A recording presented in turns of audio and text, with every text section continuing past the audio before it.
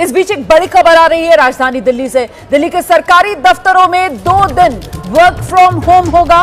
यह फैसला दिल्ली सरकार ने लिया है। दिल्ली सरकार ने कई फैसले लिए हैं जिसमें सरकारी दफ्तरों में 2 दिन तो वर्क फ्रॉम होम का प्रावधान रख दिया गया है। इसके अलावा 50% मीटिंग्स वर्चुअल करने की कोशिश रहेगी। यह मुख्यमंत्री रेखा गुप्ता की तरफ से कहा गया है। अफसरों के पेट्रोल डीजल के खर्च में कटौती की जाएगी।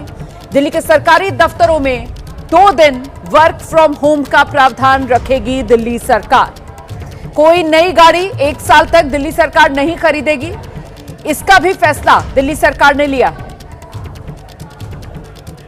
दिल्ली में 50% मीटिंग्स वर्चुअली की जाएंगी। मीटिंग्स 50% तक कम से कम वर्चुअल करने पर जोर रहेगा। यह फैसला लिया है दिल्ली सरकार ने।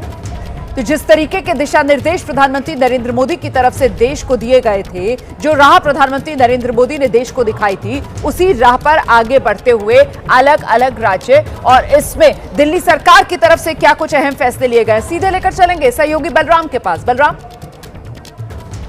बिल्कुल रोमाना, जिस तरीके से प्रधानमंत्री नरेंद्र मोदी ने देश की जनता से अपील की थी कि इस परिस्थिति में पेट्रोल और डीजल को बचाया जाए, साथ ही 1 साल तक सोना ना खरीदा जाए, उसको लेकर के आज दिल्ली सरकार ने एक कैबिनेट बैठक की और उस बैठक में कई अहम फैसले लिए गए।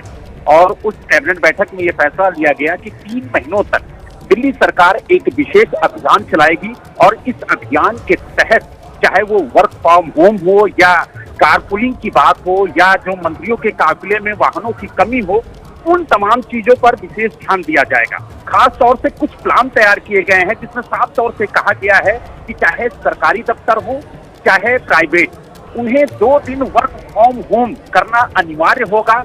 और ये नियम जो है वो जी